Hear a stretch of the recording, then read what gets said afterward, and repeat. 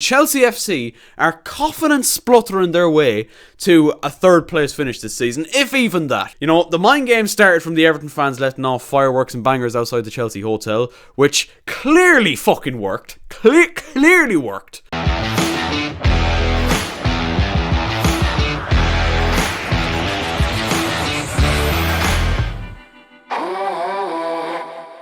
Hello guys, how you getting on? My name is Aaron Kelly. Very welcome back to another episode of the Premier League Verdict. I hope you guys have had a good day. Standing up this evening, I have a lot of built up energy, more so angry energy, kind of rage. I would say it's rage ensuing in my body and it's being generated out into the atmosphere, and I just need to kind of get rid of it. So this isn't going to be a sitting down kind of verdict. This is a standing up, me kind of, interacting with the camera. Do you know what I mean? I don't know what that was. I'll never do that again. I do apologize. If you've unsubscribed as a result of what I've just done, totally understandable. Right, let's waste no further time. Let's get into our boxes then, shall we? Green box for this match week of the Premier League Verdict. I'm going to give to Tottenham and Arsenal, actually. The two North London clubs had a very, very good weekend indeed. Closing the gap on third place Chelsea.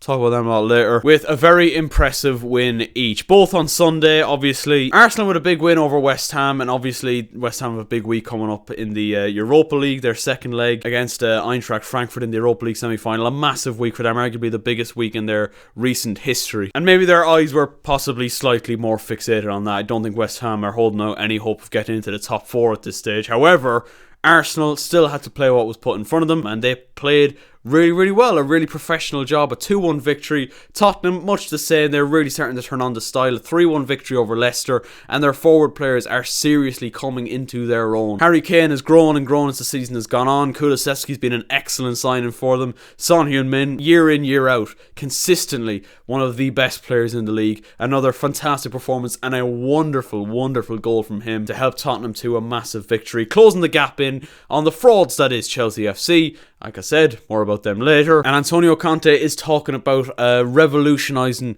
Tottenham this summer, if he's given the backing to do so, that is, which is always going to be questionable at Tottenham with Daniel Levy in charge. But if he's given that chance, Antonio Conte is one of the best managers in world football. If anyone can do it for Tottenham, it's certainly going to be him. Arsenal have now started to reap the rewards of backing Mikel Arteta. Their young guns really showing an unbelievable attitude, winning attitude, and a great togetherness within that squad. I think there was a big problem with Arsenal over the last couple of years in terms of egos taking over, big names on big wages, on big contracts, and ultimately not letting that togetherness happen, I think, has been a big problem for Arsenal. But they're certainly starting to come through with that, like the likes of Saka, Smith Rowe, Odegaard, Martinelli, and Nketiah, and he's come in the last couple of weeks. Mohamed El Neni has worked his way back into the team. Rob Holding likewise. They really do look a proper outfit, Arsenal, and some people are even talking about a potential title charge next season. I won't go that far yet, but what I will say is they have made massive improvements this season, and Tottenham have had their moments, but you'd have to say they've improved as well, and are both looking at ending the season very, very strongly indeed. And I mean, it's very rare you'll hear me give so much compliments to both Tottenham and Arsenal in the same video, but there you go. Both of them share the green box this week. Yellow box then. Oh my god, are Burnley gonna do it? It certainly looks like it. They pulled off a massive 2-1 victory over Watford. It's not only the fact that they managed to beat Watford and the fact that they've won the last couple of games and are looking very, very good in terms of momentum for survival. It's the fact that Josh Brownhill scored a 91st minute winner, whatever the fuck it was, at Vicarage Road to absolutely send the away fans into hysterics. An unbelievable result for Burnley, who have been excellent since the departure of Sean Dyche. I mean, I don't think many people would have called that at the beginning when the sacking happened, and obviously Mike Jackson has come in, the under-23s manager has come in, and he's working alongside Ben Mee, and they're working absolute miracles at Burnley. Whatever has happened, I mean, it's worked. I think it's fair to say it's worked. And we've been looking at a few weeks ago about Burnley saying they are absolutely doomed. There is no way they're getting out of that kind of scrap. Norwich obviously relegated thanks to Aston Villa's win over them and Burnley's win. Watford look like they're going to join Norwich sooner rather than later. But a lot of us a few weeks ago, me included, would have said Burnley are finished. There's no way, surely not.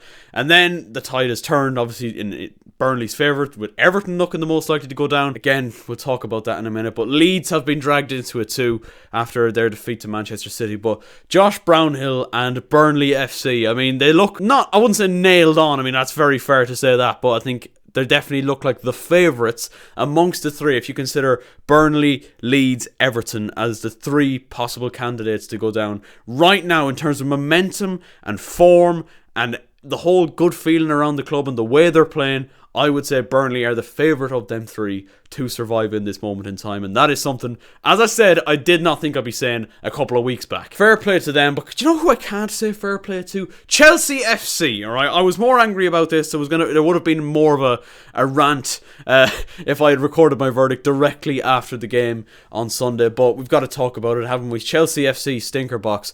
We would have been looking at Everton, especially after Burnley's win on Saturday, and thinking to ourselves, if Everton don't beat Chelsea, or at least get a point in the game, it could be bins for them. And, you know, Everton, I don't think have ever been relegated from this division, and we would have been looking at them at this point and saying it looks fairly ropey. However, Charity FC strikes again. When your team is struggling, when your team is down, when it looks like it's down on its luck, when you're not getting many victories, if you look like you might be relegated, try and arrange a game against Chelsea.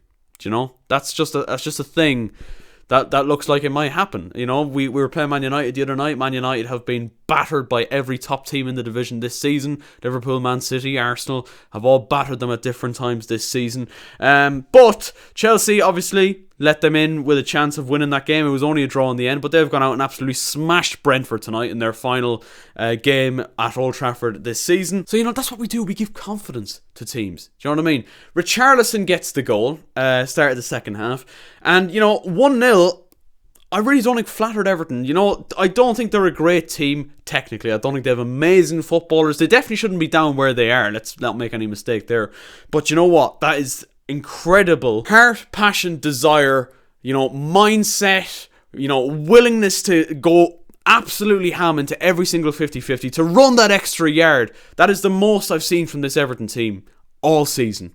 All season. You know, the mind game started from the Everton fans letting off fireworks and bangers outside the Chelsea hotel, which clearly fucking worked. Clearly worked. Don't tell me that those Chelsea players went out on Sunday afternoon and weren't completely rattled by the atmosphere that Goodison Park was generating from the get-go. This is a team that won the Champions League last season, and as soon as a slightly rowdy atmosphere comes up, absolutely shite themselves. Absolutely shite themselves from the beginning. Azpilicueta for that goal, man. I love Azpilicueta. I really, really do. I think he's a club legend. There's no taking that away from him at this point.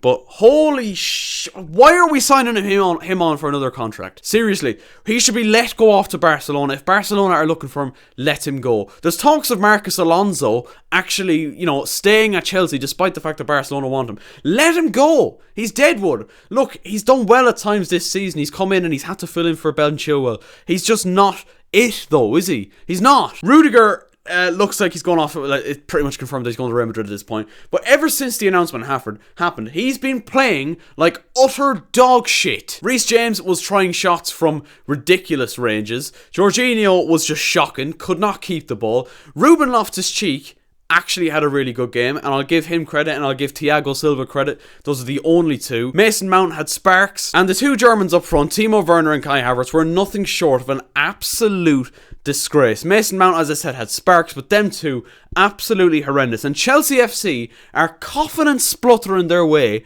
to a third place finish this season, if even that at this point. The gap is not a fucking massive one between us, Tottenham and Arsenal now. It really isn't that big anymore. And really, since the Real Madrid second leg, this team looked to have phoned it in. This is a team that not only beat, but hammered Juventus back in November. Hammered Tottenham and Arsenal at the beginning of the season. This does not look like the same fucking team. What's happened? Seriously, what's happened? I can't put my finger on it. There's just no spark about us anymore.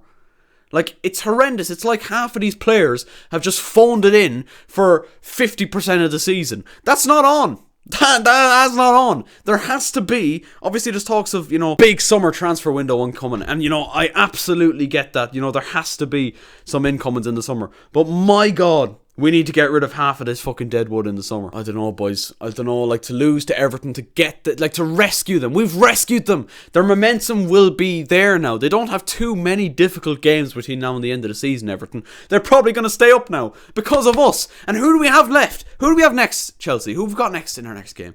We've got Wolves. Are they struggling? They've lost their last 3 games. Newcastle, Burnley, and hammered by Brighton at the weekend, and they've got Chelsea next. So you just know what's happening at the weekend. Put some fucking money on it now, boys. Chelsea are losing to Wolves the weekend, or at the very least getting a draw. That's what's going to happen, and the gap will be even closer by the weekend. I don't think Tottenham will get anything out of Liverpool, but Arsenal will hammer Leeds the weekend. The only thing is, Arsenal and Tottenham still do have to play each other. Oh my god, the fact that I'm even saying that, and considering that, that has to be mentioned. Anyways, I'm rambling on here. I'm going to wrap this up here before I get even more angry. Lads, leave a like in the video if you did enjoy. Subscribe if you are new, and we'll see you next time. Take care and good luck.